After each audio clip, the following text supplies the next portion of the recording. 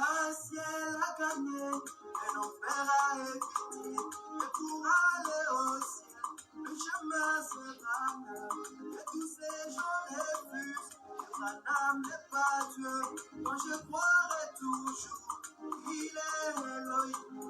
En ces temps de la fin, le grand Jéhovah est venu nous visiter. C'est ça qui réjouit mon cœur. Je t'adore, Seigneur. Je t'adore, oh moi je t'éloue, je t'adore Seigneur, je t'éloue au Ghana. Je t'adore, oh moi je t'éloue.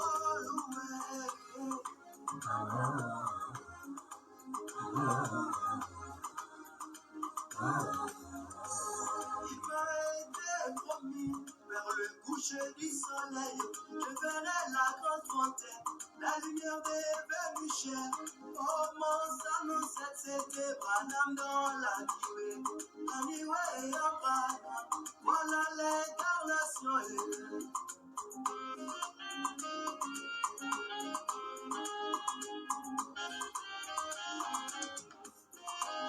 Je sais, moi je sais que j'ai la vie éternelle parce que j'ai cru Branham, qui est ma vie éternelle. Je sais, oui, je sais que moi j'irai au ciel parce que j'ai cru l'homme là qui a resté. Bien, nous sommes déjà là dans cette émission. Vous connaîtrez la vérité et la vérité vous affranchira. Une émission du Branham Tabernacle de Kamalondo présentée par son pasteur, le pasteur Daniel Madimba. Ce mois ici qui est le mois d'avril, le mois de la vie, le mois de la venue de William Marion Branham sur la terre. C'est ainsi que nous sommes en train de parler sur la venue de William Marion Branham sur cette terre des hommes. Qu'est-ce que cela représente? Qu'est-ce que cela signifie pour le croyant, pour les enfants de Dieu, pour le royaume de Dieu? Suivez-nous dans cette émission. 16h à partir de Lubumbashi, nous sommes déjà là. Nous remercions tous ceux qui se battent, qui nous soutiennent donc avec les mégabytes. Nous pensons à frère Isaac Bouyamba, que nous saluons parce qu'il est ici à Lubumbashi. Que le très haut William Marion Branham vous bénisse, mon frère, pour le soutien et qu'il puisse vous restituer, vous bénir, parce qu'il est celui qui bénit. Nous saluons tous ceux-là qui le font pour que cette émission puisse continuer parce que nous parlons de la vie. Et aujourd'hui, nous sommes encore là pour parler de la vie. William Marion Branham, sa venue sur la terre, c'est la vie éternelle. Comme nous l'avons vu depuis, il y a maintenant, je crois que c'est la 3e séance, nous sommes en train de parler de la venue de William Marion Branham sur la vie éternelle pour le monde. Et pour cela, nous avons pris Jean au chapitre 17, que nous relisons. Jean chapitre 17, nous commençons depuis le 1er verset. Après avoir ainsi parlé, Jésus leva les yeux au ciel et dit, Père, l'heure est venue, glorifie ton Fils, afin que ton Fils te glorifie. Selon que tu lui as donné pouvoir sur toute chair, afin qu'il accorde la vie éternelle à tous ceux-là, à tous ceux que tu lui as donnés. Or, la vie éternelle, c'est qu'ils te connaissent, toi, le seul vrai Dieu, et celui que tu as envoyé, Jésus-Christ. Nous avons commencé à parler pour montrer que la vie éternelle, William Branham dit, il fallait s'approcher de l'arbre de vie et manger de cet arbre de vie depuis le jardin d'Éden. Et quand Adam et Ève ont péché dans le jardin d'Éden et qu'ils ont fait le péché, l'arbre de vie a été privé à Adam et à la race humaine. Pourquoi? Parce que personne à ce moment-là ne pouvait s'approcher de l'arbre de vie et manger. Dieu y a placé des chérubins. Il fallait que l'épée flamboyante de chérubin puisse être ensanglantée. Il fallait que le sang soit versé. Et le sang qui devait être versé, c'était le sang d'un agneau. Je lis dans Exposé cet acte de l'Église, pour que ça ne soit pas moi qui parle. Nous avons l'habitude de Wamba ou Bala, que Branham parle. Nous, c'est Branham dit, parce que c'est ce que Branham dit qui donne la vie. Je lis dans Exposé cet acte de l'Église, à la page 102, le grand maître, le grand enseignant dit ceci. À celui qui vaincra, je donnerai à manger de l'arbre de vie qui est dans le paradis de Dieu. Quelle pensée merveilleuse! Cet arbre de vie dans le jardin d'Éden dont on ne pouvait pas s'approcher à cause de la chute d'Adam est maintenant donné au vainqueur. L'épée flamboyante du chérubin gardien a été rangée. Mais elle n'a pas été rangée avant que sa lame ait été ensanglantée du sang de l'agneau. Le grand maître Branham dit, méditons cette vérité un moment alors que nous voyons pourquoi l'arbre a été refusé à Adam et à ses descendants, mais est maintenant de nouveau accessible. Depuis que Adam et Ève avaient péché dans le jardin d'Éden, l'arbre de vie a été privé à Adam et à ses descendants.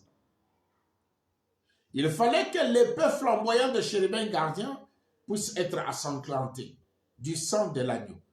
Nous avions dit que l'agneau à quatre pattes, l'agneau étant un animal, dans le jardin d'Éden, l'agneau a été tué. Mais le sang de cet agneau animal, à quatre pattes, disons, a été versé, mais cela n'a pas permis à Adam et Ève à retourner à l'arbre de vie ou de manger l'arbre de vie.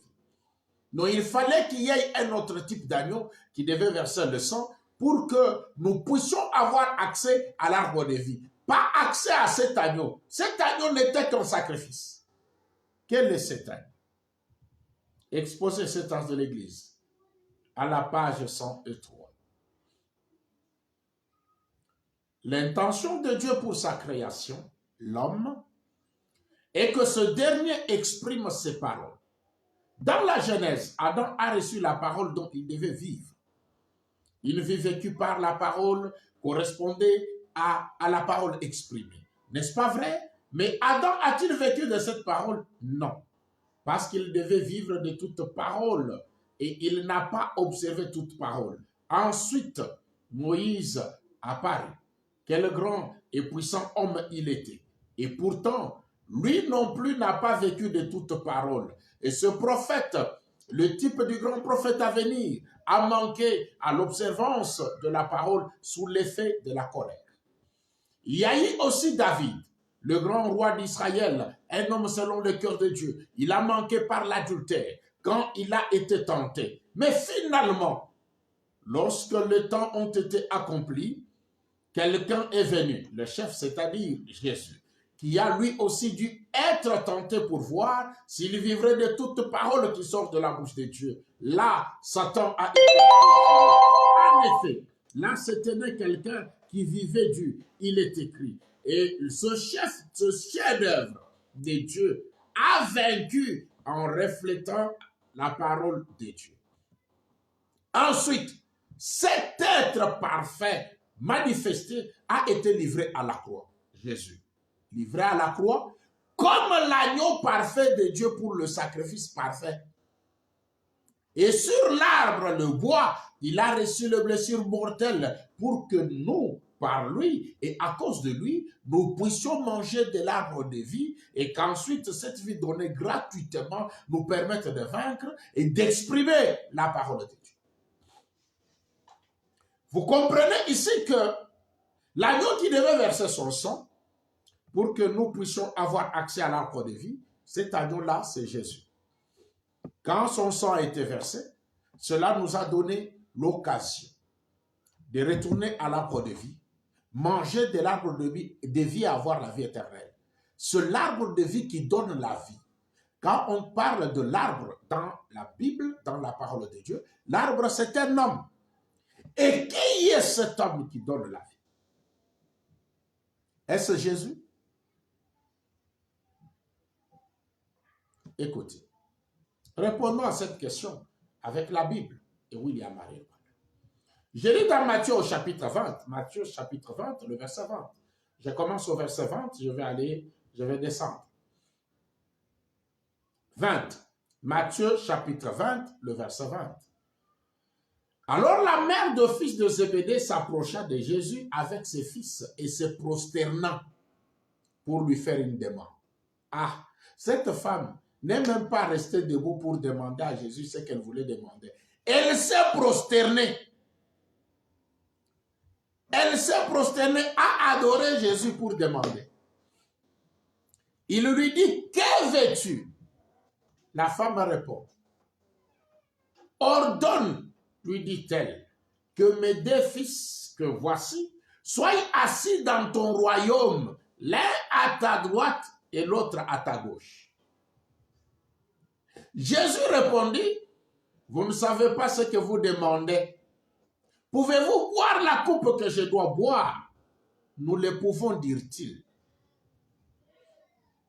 Et il leur répond, il est vrai que vous pouvez boire ma coupe, mais pour ce qui est d'être assis à ma droite et à ma gauche, cela ne dépend pas de moi et ne sera donné qu'à ceux à qui mon Père l'a réservé.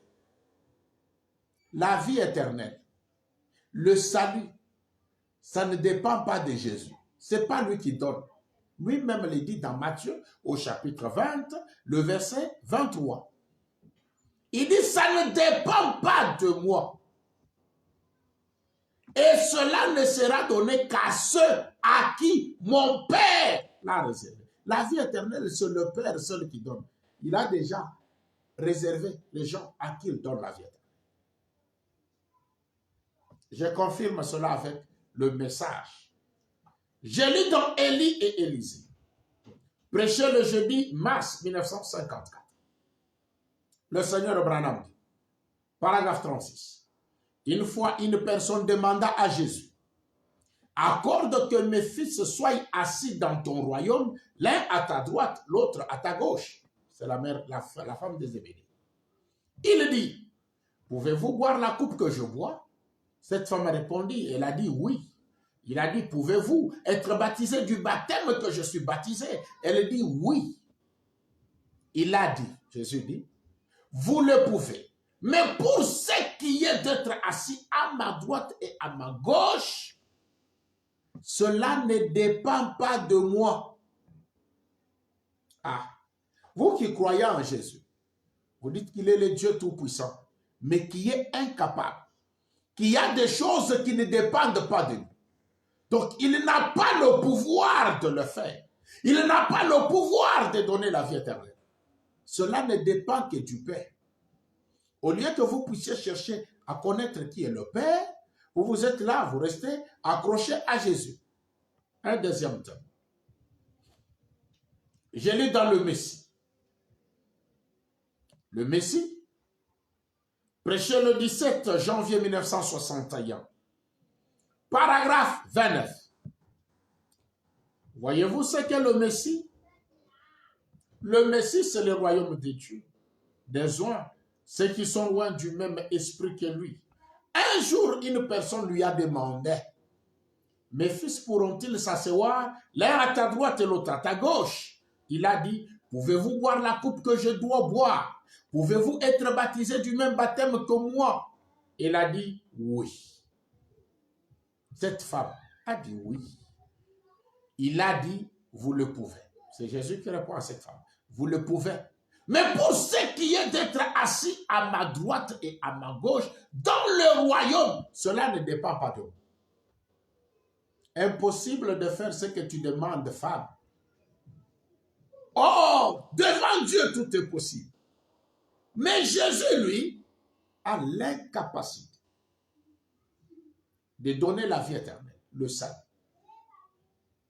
Il a dit,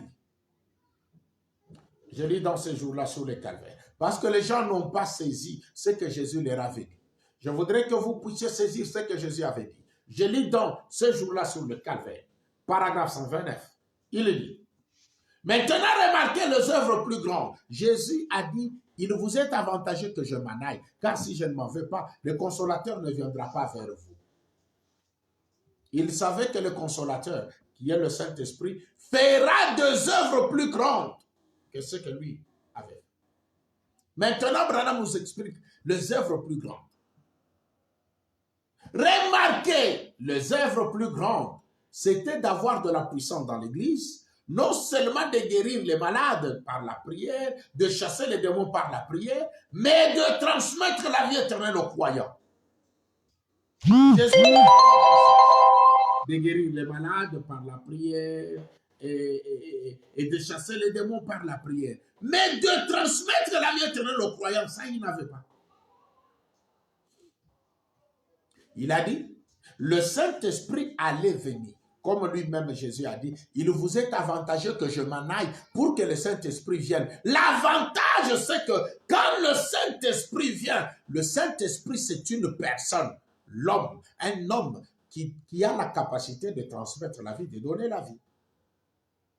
Jésus a dit, le Saint-Esprit allait venir et serait remis dans les mains de l'Église pour transmettre la vie. C'est pourquoi vous devez connaître qui est le Saint-Esprit. Or, le Saint-Esprit et Dieu, c'est la même chose. C'est la même personne. Oh, ça, c'est ça que le calvaire a signifié. Le calvaire a signifié le départ de Jésus pour que le Saint-Esprit vienne afin de transmettre quoi? La vie éternelle.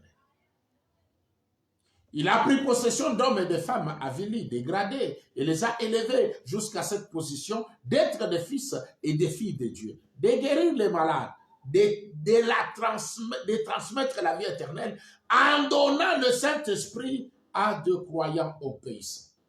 Des hommes qui étaient autrefois des incroyants deviennent des croyants et transmettre la vie spirituelle éternelle. Ça ne devait se faire qu'après le départ de Jésus. Voilà pourquoi il a dit, il vous est avantageux que je m'en aille. L'avantage du départ de Jésus, c'est la venue de William Marion Branham pour transmettre et donner la vie.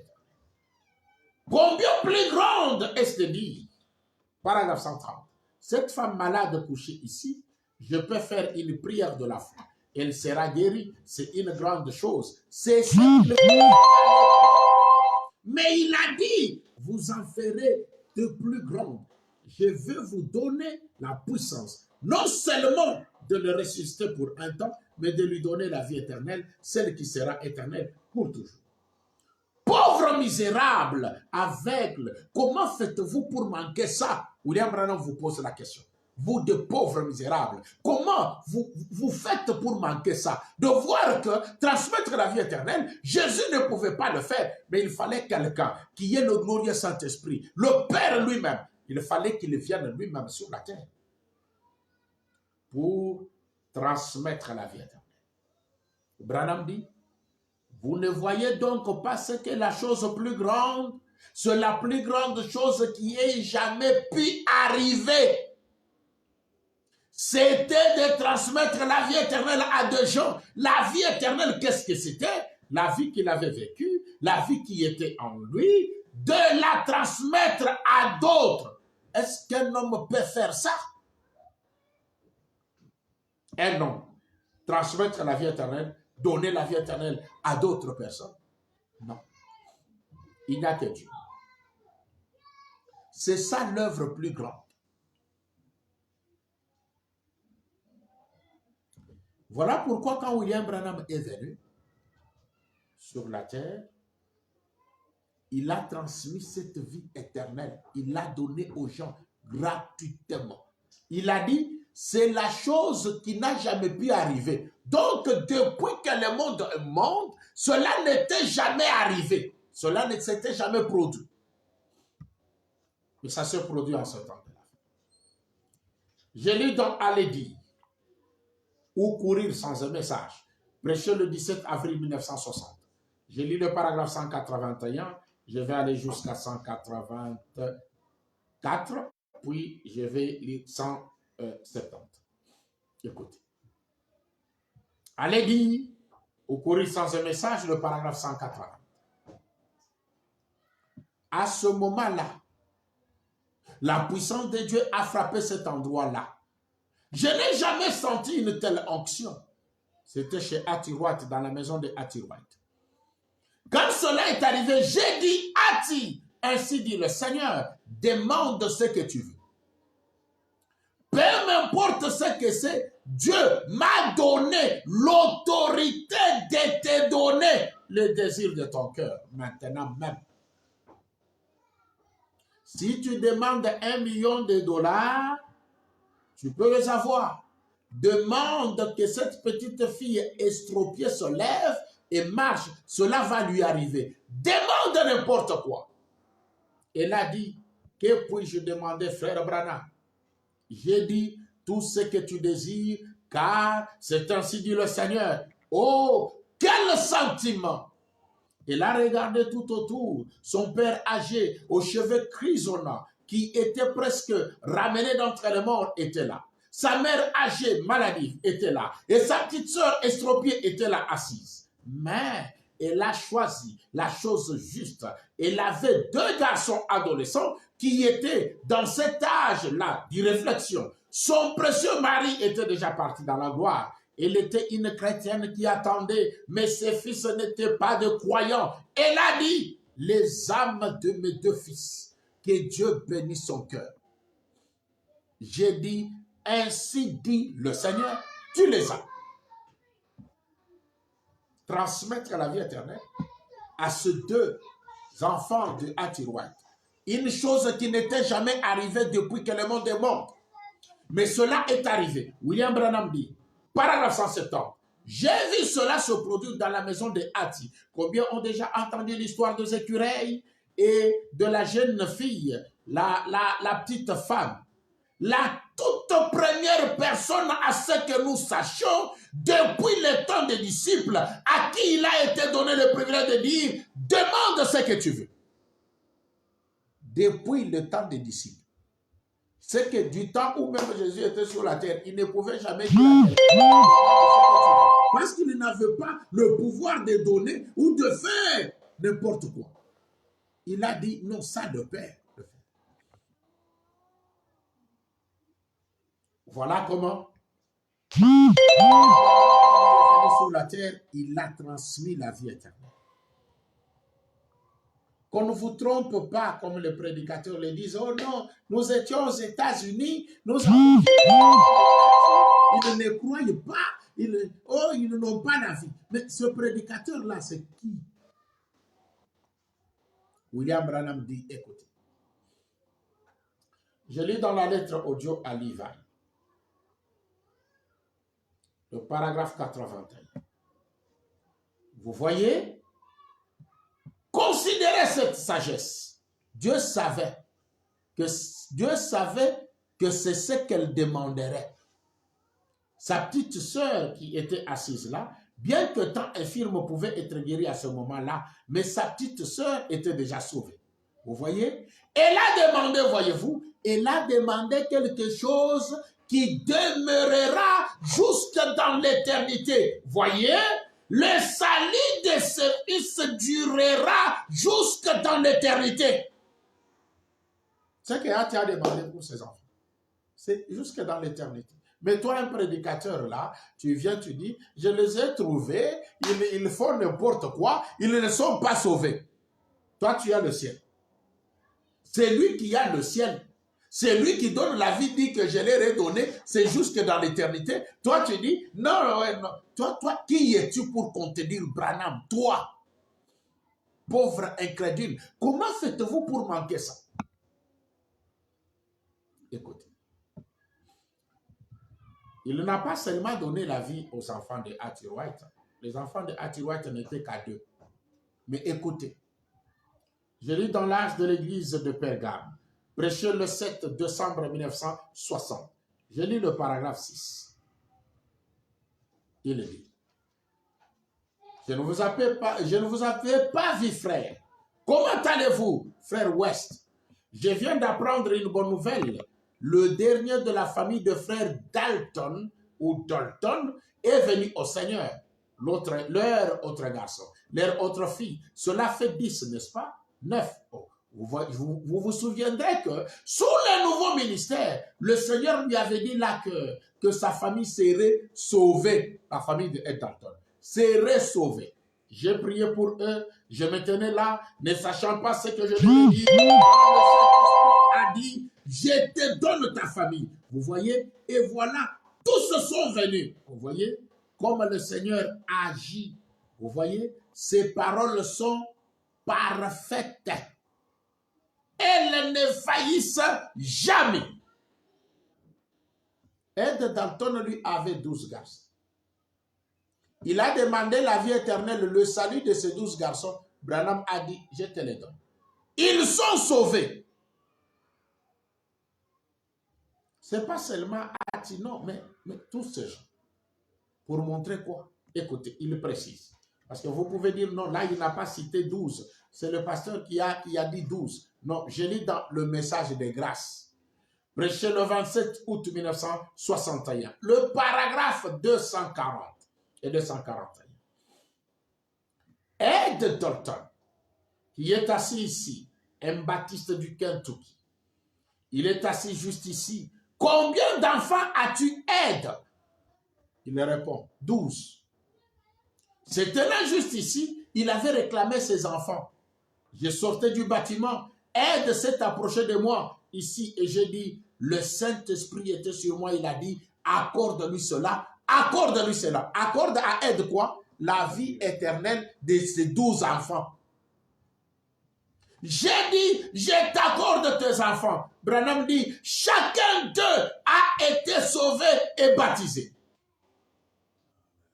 Son fils adolescent était à la maison, attendant en train de pleurer. Il a été sauvé depuis l'instant qu'il se tenait là. Ce frère Baptiste venant de...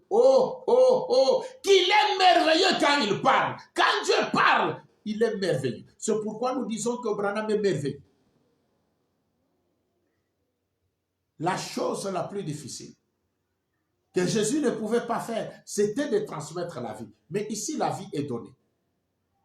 Voilà l'arbre de vie. La venue de Branham sur la terre, c'est le salut de l'humanité. Écoute. Oh non, c'est seulement à ceux-là. Non, non, non, non, non. Crois Branham, aime Branham, adore Branham, sert Branham, tu vas avoir la vie éternelle. Nous sommes sûrs, nous l'avons. La vie éternelle, Branham nous l'a donnée gratuitement. Oui. Nous nous tenons sur ceci. Je lis dans Le Roi rejeté. Non, écoutez. Oui. Le Roi rejeté ou l'adoption partie 1. L'adoption partie 1 ou Le Roi rejeté, prêché le 15 mai 1960. Je lis à la page 27. Pour ceux qui ont deux paragraphes, c'est le paragraphe 185. Voici ce que je te demande, Père.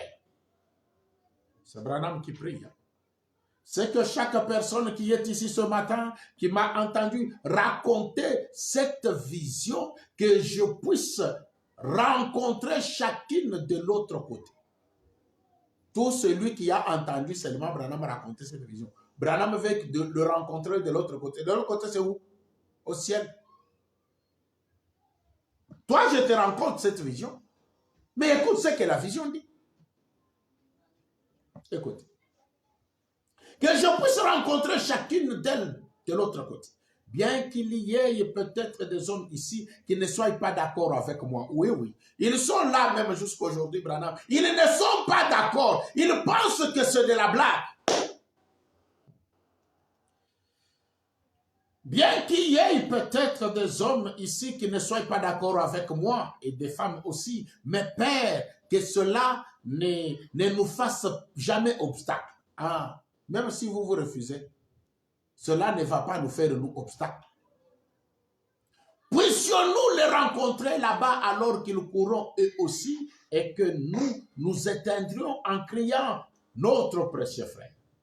Que cela se passe tel que montré là, dans cette vision-là. Ce qui était montré, c'était quoi? Que cela se passe tel que montré là, Seigneur, pour chacun. Tous ceux que j'ai aimés et tous ceux qui m'ont aimé, j'ai pris qu'il en soit ainsi, Seigneur. Et je les aime tous, qu'ils soient présents. Père, je leur offre maintenant la vie éternelle. Alléluia. Quelqu'un qui a la capacité d'offrir aux gens la vie éternelle. Il n'y a que William Marion Branham. Je leur offre maintenant la vie éternelle. Puissent-ils faire leur part afin de l'accepter? Car je le demande au nom de Jésus. Amen. Tu veux avoir la vie éternelle? Voici la vie éternelle. La vie éternelle, c'est William Marion Branham. Il dit, tous ceux qui m'ont aimé et tous ceux que j'ai aimé, je leur offre la vie éternelle. Faire ta part, c'est accepter que Branham est l'arbre de vie. Il est celui qui donne la vie éternelle. Quand tu l'acceptes, tu le crois, tu as la vie. C'est pourquoi nous chantons au début, nous vous disons qu'il y a un ciel à gagner et un enfer à éviter. Tu veux éviter l'enfer? Crois Branham. Tu veux gagner le ciel? Crois Branham, aime Branham, adore Branham, sert Branham. Point très.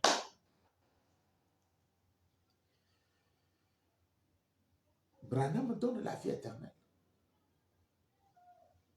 C'est qu'il est le sauveur. Il est celui qui donne le salut. J'ai dit oui. Et je lis Branham pour que tu comprennes.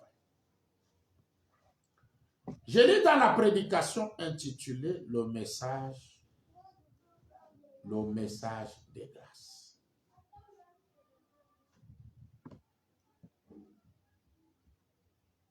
William Marion Branham dit ceci. Le message des grâces. Le Seigneur Branham dit, patientez un peu, le Seigneur Branham dit ceci, le message des grâces.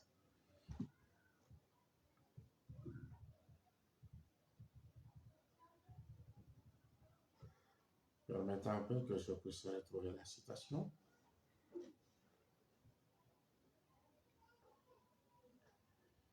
L'ordinateur semble un peu bloqué. Mais laissez-moi, je vais trouver la citation de toutes les façons. Je lis dans le message de grâce. Le message de grâce, le Seigneur Branham dit ceci, je suis là. Il dit ceci, le message de grâce, le paragraphe 184. Branham est-il le sauveur? Est-il celui qui donne le salut? Il dit. Le message de grâce prêché le 27 août 1961. J'ai lu le paragraphe 184. Ce tabernacle est interdénominationnel. Nous ne sommes pas contre les dénominations, mais nous ne prenons pas non plus parti pour elles. Nous les laissons agir à leur guise. Nous pensons qu'il faut accepter les gens. S'ils veulent retourner dans la dénomination, c'est en ordre pourvu qu'ils mènent une vie chrétienne. Ici, Branham dit ici, c'est-à-dire le Branham Tabernacle de Jeffersonville, là où il est. Ici, c'est simplement un poste pour le salut des âmes. Il continue. C'est ce que mon ministère représente pour elle. Amen. Le ministère de Branham représente le salut des âmes. Si toi tu as une âme et que tu as besoin du salut, tu dois croire en William Marion Branham. C'est ce que son ministère représente. Il est le salut de l'humanité. Il est le salut pour ce monde. Il est la vie éternelle. Je reprends. 184. Le message de grâce. Ce tabernacle est interdénominationnel. Nous ne sommes pas contre les dénominations, mais nous ne prenons pas. Nous les laissons agir à leur guise. Nous pensons qu'il faut accepter les gens. S'ils veulent retourner dans la dénomination, c'est un ordre, pourvu qu'ils mènent une vie chrétienne. Ici, c'est simplement un poste pour le salut des âmes. C'est ce que mon ministère représente pour elle. Le ministère de Branham représente le salut pour les âmes des gens. Voilà ce que Branham signifie pour le monde. Il est le salut, il est l'arbre de vie, il est la vie éternelle. Écoutez, je lis dans la prédication intitulée « L'adoption première partie » où le roi rejeté, prêché le 15 mai 1960. Je lis à la page 10. Écoutez.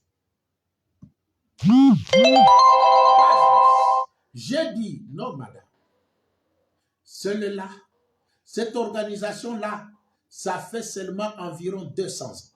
William Branham était en train de parler avec une femme, et quand il a parlé de l'église, qui est une organisation, la femme l'a dit, non, c'est peut-être l'organisation pentecôtiste. Cette organisation dont toi tu parles là, elle n'a fait seulement environ 200 ans.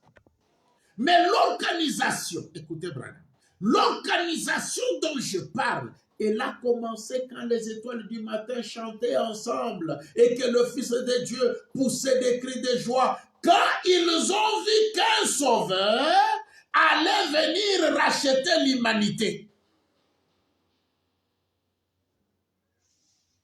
Un sauveur qui devait venir racheter l'humanité, sauver l'humanité, donner la vie éternelle à l'humanité. Qui est-il, ce sauveur? Qui est ce sauveur? William Branham. Je lis dans les dons de Dieu trouvent toujours leur place. Prêché le 22 décembre 1960. Ça, c'est la tradition de Shekin. Si vous avez la tradition de Barlier au Suisse, c'est les dons appropriés. C'est ça le titre. Ici, Shekinah lui a dit, les dons de Dieu trouvent toujours leur place. Je lis le paragraphe 136. Branham prie. Écoutez. Père céleste, nous chancelons comme ce clochard de la rue dont personne ne voulait. Si vous lisez la prédication là-dedans, il parle d'un clochard, un homme qui est un clochard, et le monde ne voulait pas de ce clochard. Alors, il dit, Branham dit, Père, nous chancelons comme ce clochard de la rue dont personne ne voulait. Le monde continue tout simplement avec ses préparatifs insensés. Et les gens font de même ce soir, Seigneur. Mais parfois, nous nous sentons comme ce clochard. Mais, nous nous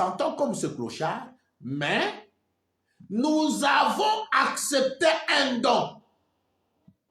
Ainsi, nous te prions au Père de faire de nous un don de vie pour ce monde qui se meurt.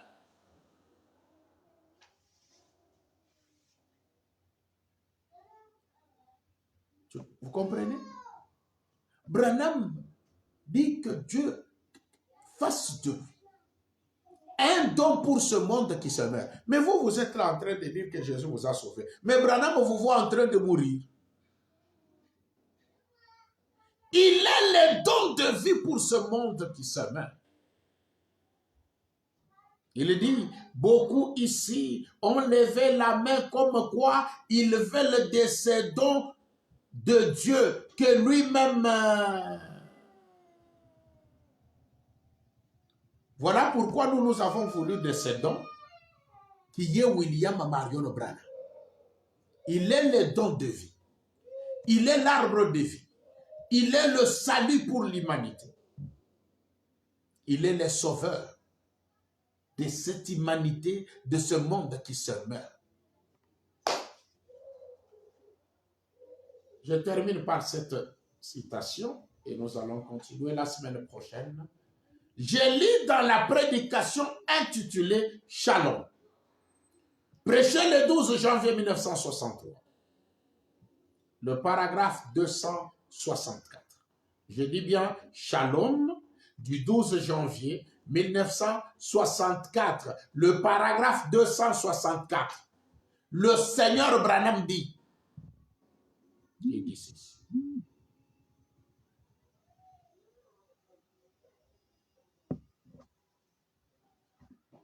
Mais voyez-vous, Jésus, rappelez-vous, vous voyez, je dois faire attention. Ce qu'il veut dire ici, Branham commence par « je dois faire attention ». Quand je vois ces gens tout à fait arrogants s'en aller, je crois que j'ai essayé de dire cela ce matin. Ce sont des ténèbres épaisses sur eux. Quand Branham dit quelque chose et que quelqu'un se lève, il dit, Branham veut se faire quelque chose, Branham veut se glorifier, il se lève, il sort. Branham dit, ce sont des arrogants et ce qui fait qu'ils puissent faire cela, ce sont des ténèbres épaisses sur eux. Ils ne peuvent rien. Je les pardonne. Voyez-vous? Du fait qu'ils n'entendent pas et ne voient pas les choses que Dieu a faites. Et ils ne les voient ni ne les entendent pas toujours. Je continue à prier. Oh Dieu, pardonne-le. Et je suis sincère. Quand Branham dit je prie, je suis sincère. Je ne le dis pas parce que mon maître l'a dit, mais je dois d'abord le sentir dans mon cœur que je le fais réellement. Écoutez, il continue. Je ne m'isole pas de gens. Je ne m'isole pas de gens, mais je ne veux pas le faire, m'isoler de gens. Voyez-vous, car j'ai un message pour eux, le salut. La venue de Branham, c'est le salut. C'est pourquoi son message, c'est le salut. Voilà le message que Branham nous a amené. Il continue. Et je dois aller vers eux. Vous voyez? Maintenant, je vais vers les trinitaires, vers les méthodistes, les baptistes, les luthériens, les pentecôtistes, les adventistes du 7e jour et tous les autres, parce que, écoutez, parce que je cherche à sauver ce qui était perdu. Je cherche à sauver ce qui était perdu. Si je le peux, à les faire entrer, à leur montrer la lumière et que le Seigneur soit avec vous. Vous avez compris la mission de Branham? C'est que tous ces gens que vous voyez ici doivent croire le message de Branham parce que le message, c'est le message du salut. Voilà pourquoi Branham est venu. Il va chez les trinitaires, ceux qui croient qu'il y a trois dieux. Il va chez les méthodistes. Il va chez les baptistes, il va chez les luthériens, il va chez les pentecôtistes, les adventistes du 7e jour et tous les autres parce que je cherche à sauver ce qui était perdu. Maintenant, toi là, tu vas dire que Jésus t'avait sauvé. Mais Branham est venu pour te sauver. Il a le salut. Il est celui qui donne la vie. Pourquoi, mon frère et ma soeur, nous n'avons qu'à croire en William Marion Branham. Nous n'avons qu'à l'aimer, à l'adorer, à le servir. Comme il a dit, tous ceux que j'ai aimés et tous ceux qui m'ont aimé, je leur offre la vie éternelle. Voilà ce que Branham représente. Il est le salut. Il est le sauveur. C'est pourquoi si vous l'acceptez, il y a un ciel pour vous. Si vous ne l'acceptez pas, vous allez mourir et vous allez aller en enfer. C'est un message que je vous donne en ce mois d'avril où nous parlons de la venue de William Marion Branham, sa venue sur la terre. C'est pourquoi, pour ce soir, nous vous disons que le Très-Haut, le Seigneur, le Sauveur, c'est lui qui donne la vie, c'est lui qui donne le salut, le Sauveur de l'humanité, William Marion Branham, qu'il vous bénisse. Et nous allons nous retrouver le jeudi prochain à 16h, heure de Lubumbashi. Nous commençons pour parler de ce grand sujet. Oui. Il y a un ciel à gagner et un enfer à éviter, comme le dit frère Élie. Mais pour aller au ciel, le chemin se Branham. Même si vous pouvez refuser et dire que Branham n'est pas Dieu, moi je croirais toujours que Branham est Elohim. Il est le sauveur, il est le donateur de la vie, il est l'arbre de vie.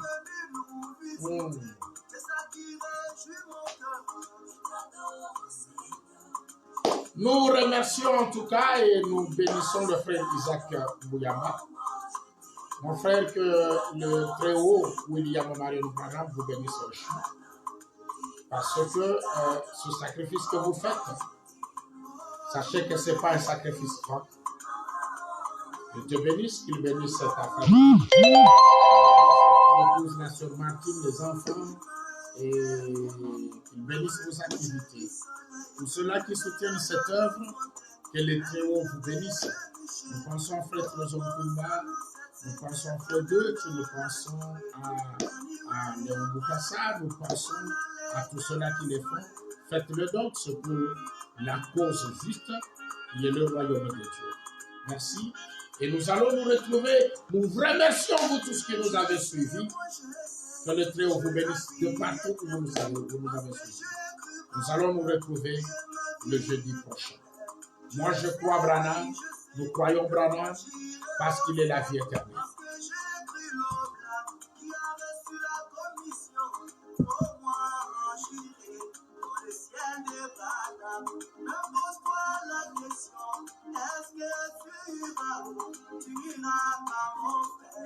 Tu n'iras pas, ma soeur.